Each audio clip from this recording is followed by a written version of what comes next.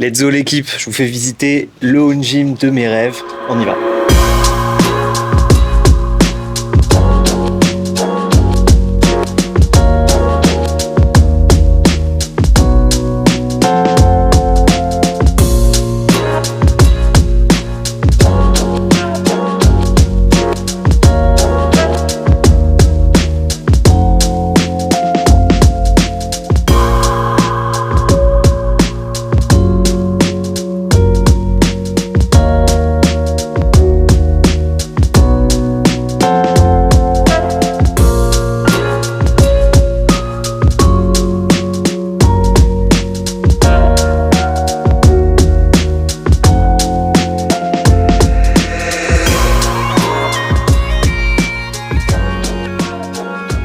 Je pense que ça fait depuis que j'ai commencé à faire du sport que je me suis mis dans la tête qu'un jour, j'aurai ma salle de gym à moi, ma salle de CrossFit à moi. C'était un peu ça le projet à la base. Malheureusement, j'habitais en ville dans un appartement, donc c'était pas forcément réalisable. Néanmoins, j'avais quand même commencé à acheter du matos. J'avais acheté le Bike Air, pas mal de dumbbells, j'avais mis une barre de traction. Franchement, j'avais une petite salle sympa. Je m'étais fait aussi le sol comme dans les salles de CrossFit. Et d'ailleurs, reste bien jusqu'à la fin de cette vidéo, je vais te donner un top 5 du matériel à acheter en priorité, même avec un petit budget pour commencer à t'entraîner chez toi et faire toute la différence sur ta préparation physique. Et donc, quand notre fille a commencé à grandir un petit peu, pour nous, c'était pas possible de rester en centre-ville. Et le projet de trouver une maison dans un endroit un petit peu plus reculé, un petit peu plus, on va dire, détendu, un peu plus nature, a commencé à germer dans nos têtes. Et dans ce projet-là, j'ai tout de suite fixé que dans le prix de revente de mon appartement, il y aurait une part attribuée à construire un vrai home gym, une vraie salle dans laquelle je puisse vraiment faire absolument tout ce que je faisais dans la box de CrossFit, que je puisse faire ma préparation physique et de recevoir aussi aujourd'hui certains clients avec qui je travaille en très rapproché, en très physique sur des transformations très complètes. On va dire que c'est mon offre un petit peu hybride, premium que je propose. Vraiment, c'est confidentiel et c'est vraiment fait pour les gens qui ont un projet global et qui veulent vraiment s'investir sur eux-mêmes et travailler de manière rapprochée avec moi. Également pour les athlètes qui veulent performer en compétition. Quoi qu'il en soit, je m'étais fixé une enveloppe d'à peu près 10 000 euros. Je m'étais rendu compte qu'il faudrait à peu près cette somme pour avoir tout ce qu'il me faut, pour vraiment ne pas avoir besoin d'aller dans une salle commerciale et pouvoir vraiment m'entraîner à la maison comme moi je l'entendais. Donc il y a eu des réflexions sur ski erg, pas ski erg, mais mon choix il s'est porté sur avoir un maximum d'ergo parce que ça permet de faire des triangles mycosalos. Moi j'adore m'entraîner comme ça. Donc j'ai un rameur, un ski erg et un bike de la marque Concept 2 et j'ai une machine supplémentaire qui était indispensable. Franchement, si j'avais pas eu le budget, j'aurais peut-être pris cette machine en priorité. C'est le GHD. Le GHD, c'est une machine avec laquelle on peut littéralement sauver sa condition physique, notamment en travaillant sur les douleurs de dos, en travaillant sur la force de la chaîne postérieure. C'est vraiment une machine magique, donc pour moi, c'était indispensable, même si, comme tu peux voir, c'est encombrant, ça prend de la place dans un petit espace. Donc la question s'est posée, peu importe si ça prenait la moitié de la salle, je pense que j'aurais pris quand même cette machine. Ensuite, il fallait évidemment un banc pour pouvoir travailler tout ce qui est bench et puis tous les travaux qui demandent un banc. Il y a quand même pas mal d'exercices sur lesquels c'est important d'en avoir. J'ai également pris une barre d'haltéro et une barre un petit peu plus muscu. C'est quand même un petit peu moins cher la barre de muscu par rapport à la barre d'haltéro. Comme je pratique l'haltérophilie plusieurs mois dans l'année, je considère que c'est essentiel dans une préparation physique de faire de l'haltéro, même si on n'est pas un grand technicien. Il me fallait donc une barre d'haltérophilie de qualité parce que j'aime bien le matériel de qualité et j'ai pris également des crash pads parce que évidemment tu t'imagines bien que lâcher une barre de 100 kg même si c'est une chape de béton dans le garage, ça fait trembler toute la baraque et ça peut même me faire tomber des tuiles et c'est pas l'idée.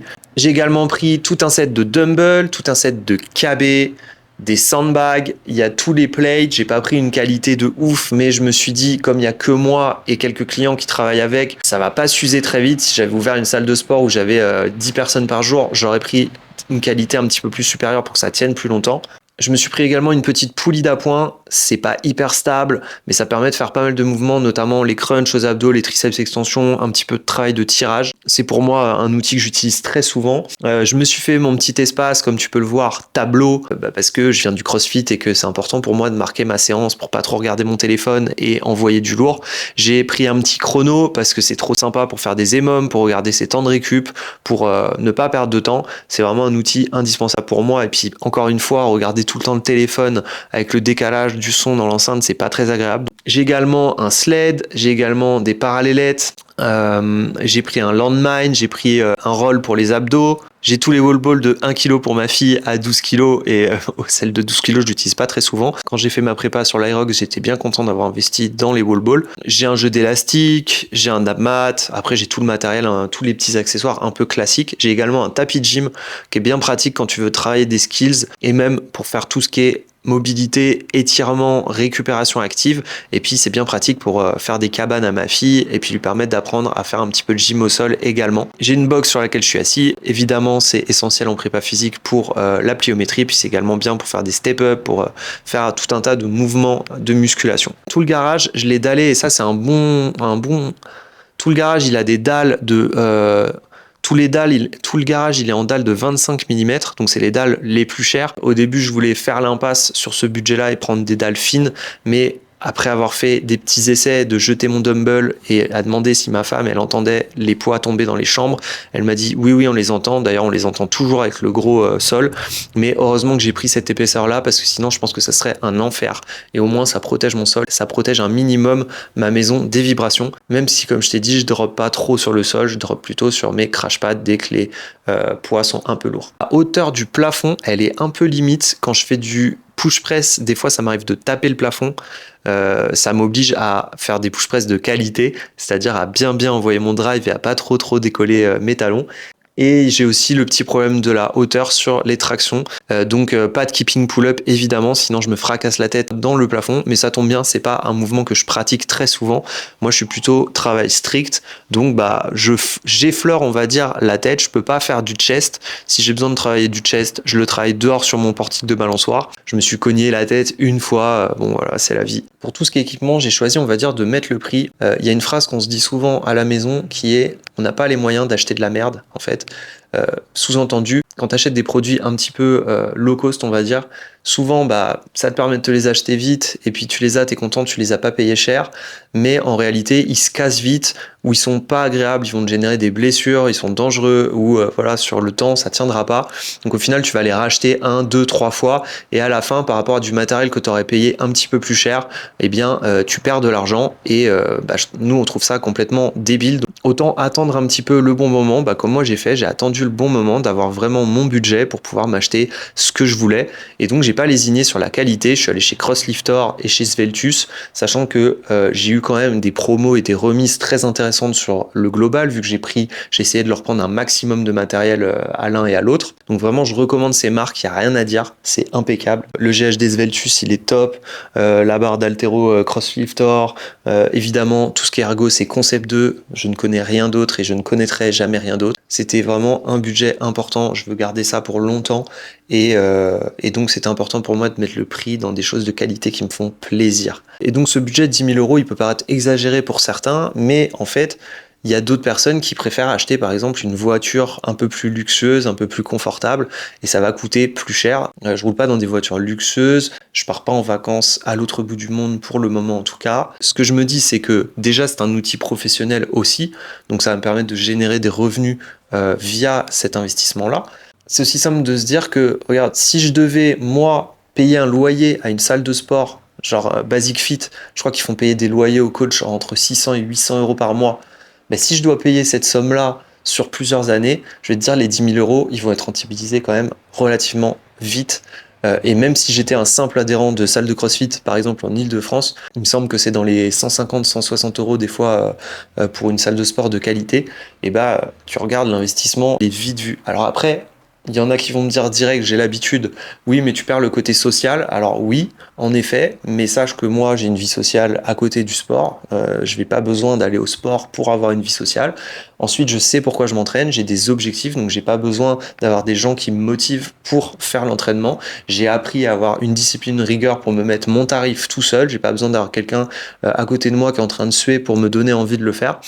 J'ai une vraie motivation intrinsèque et je suis plutôt, moi, à la recherche d'optimiser mon temps parce que je fais beaucoup de choses dans ma vie. J'ai mon projet entrepreneurial, je suis papa, j'ai toute une maison à retaper. Comme je t'ai dit, j'ai beaucoup d'apprentissage, je suis tout le temps en train de me former, en train de faire des stages, en train de rencontrer des gens. Et du coup, c'est important pour moi de gérer mon temps et forcément, en enlevant les temps de trajet pour aller à la salle, sachant qu'il y a des horaires, sachant qu'il y a des fois des contraintes, moi, je peux à n'importe quelle heure, de 5h du mat à 20h, décider d'aller m'entraîner. J'ai aucune excuse, il n'y a pas d'heure de fermeture. S'il y a à nouveau un Covid, je peux m'entraîner chez moi. Bref, c'est tout bénef pour moi. C'est un style de vie. Pourquoi le home gym? C'est probablement un des meilleurs investissements que j'ai fait dans ma vie après ma maison. Déjà, c'est utile à toute la famille. C'est ancré dans notre identité familiale que le sport fait partie de nos journées, de toutes nos journées.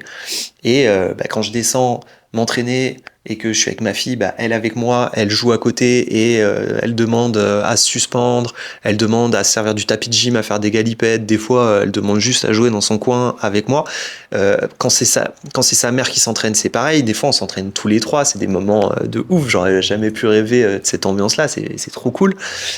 Pour nous, ça renforce notre identité on fait le sport, on fait les choses sans contrainte, sans friction. Moi, je dis toujours aux gens que je coach, si vous avez des frictions dans votre système, c'est que votre système il fonctionne pas, il tiendra pas sur le long terme. Et c'est pour ça que quand je coach des gens, on s'arrange pour éliminer tout ce qui va pouvoir être un frein à la progression, mais c'est essentiel de limiter les frictions. Et là, on n'a pas du tout, on a juste à descendre, on s'entraîne. Ce qui est trop bien, c'est que comme notre fille, elle voit nous entraîner, elle ancre dans sa tête que c'est normal de s'entraîner, c'est normal de faire du sport, c'est normal de prendre soin de soi. Et ça, c'est pas quelque chose que la société te montre. C'est plutôt même critiquer les gens qui s'entraînent trop. On voit que des documentaires pourris là sur les dangers de la muscu. En réalité, ma fille, elle ancre comme normal la pratique sportive. Et quand elle s'y mettra, encore une fois, je la forcerai pas. Elle y viendra pas. Je m'en fiche. En tout cas, elle voit que chez elle, l'hygiène de vie, c'est faire du sport régulièrement, si ce n'est tous les jours. Et surtout, elle me voit faire des efforts, elle me voit me dépasser, elle me voit des fois crier, elle me voit suer, elle me dit mais papa t'as mal, et là c'est l'occasion pour moi d'expliquer mais non, que en fait je me dépasse, donc que je vais dépasser cette douleur car je vais profiter des effets d'avoir dépassé cette douleur pour devenir une meilleure personne, pour progresser. Donc ça c'est hyper important dans ma vision de l'éducation, de transmettre ces valeurs-là, et quoi de mieux que la salle de gym pour ça. Et il y a ce truc hyper cool quand tu es un petit peu attentif au regard extérieur, au regard des gens. Moi, je sais que c'est quelque chose, quand je m'entraînais ou même quand je coachais, le regard des autres, c'est pas forcément quelque chose d'hyper simple à gérer. Surtout quand tu es dans un moment où tu es dans l'apprentissage, où tu veux tester des nouvelles choses. Il y a plein de gens qui ne testent pas de nouvelles choses, qui ne prennent pas de risques parce qu'ils ont peur d'être ridicules, parce qu'ils ont peur d'être regardés et jugés par les autres. Alors déjà, ça, c'est complètement faux. Oubliez, chacun voit son truc, chacun voit son progrès. Il n'y a pas tellement de jugement et de comparaison, et au pire, c'est pas très intéressant. Mais quoi qu'il en soit, le fait d'être dans un endroit confidentiel, de mettre sa musique sur une enceinte, de pouvoir tester un skill de gym comme du handstand et de se viander 50 fois de suite, et ça c'est ok. De toute façon, on mettra que la vidéo qui est jolie sur les réseaux sociaux, quoi qu'il arrive. Donc petit conseil pour terminer, si vous voulez vous lancer vous aussi dans la conception d'un home gym, déjà sachez que vous pouvez faire quelque chose avec vraiment un tout petit budget. Donc si je devais te faire un top 5, voici le matériel que je prendrais en priorité pour commencer à m'entraîner. Je me prendrais une paire de dumbbells ajustables. Comme ça, je sais que je peux avoir toute une gamme de poids pour assez peu cher. Ensuite, je me prendrais une barre de traction, obligatoire. En troisième, je prendrais une paire d'anneaux. Ultra important pour travailler. Les anneaux, c'est ultra important pour travailler un tas de mouvements. Et mine de rien, ton poids de corps, c'est de la charge gratuite et tu peux travailler avec. Et ça va te permettre de faire tout ce qui est tirage, travailler tes dips, de travailler de l'unilatéral, de travailler tes abdos. C'est vraiment top les anneaux. En 4, je mettrais 1 ou 2 sandbags. Le sandbag, c'est vraiment ultime pour faire du gainage, pour travailler ton corps, ce qu'on appelle le corps. Tu peux faire du farmer carry, tu peux faire des cleans, tu peux faire du bent over row, tu peux t'en servir pour faire du hip thrust. Enfin vraiment, un sandbag, c'est ultra polyvalent, ultra pratique. Et en dernier, évidemment, je prendrais un ergo. Et si je devais prendre un ergo, l'ergo le plus complet pour travailler tout mon corps, je prendrais un rameur. Et si je devais travailler mon endurance pour la course à pied, pour le triathlon, je prendrais évidemment un vélo. plutôt qu'un rameur. Mais vraiment, il y a une hésitation entre ces deux machines. Voilà, j'espère que cette nouvelle vidéo t'a plu et si c'est le cas, n'hésite pas à t'abonner et à me laisser un petit pouce vers le haut. Si ça t'intéresse de discuter avec moi de mon accompagnement, ça n'engage à rien. Tu peux réserver un appel, on discute en direct tous les deux de comment on peut te faire passer de ton point A à ton point B dans la bienveillance et le respect du rythme. Je te dis à la semaine prochaine où je te débrieferai probablement mon expérience de triathlon M qui fait office de préparation au 73 que je vais faire fin septembre et je t'expliquerai un petit peu la stratégie de programmation à venir pour les 3 prochaines semaines avant cette grande épreuve finale du triathlon L Natureman. La pression commence à monter mais la confiance aussi, donc tout va bien, j'ai hâte d'y être, mais je prends mon temps comme d'habitude de profiter de chaque jour de la vie. Ce qui me fait kiffer, c'est le parcours, pas forcément la ligne d'arrivée. Peace!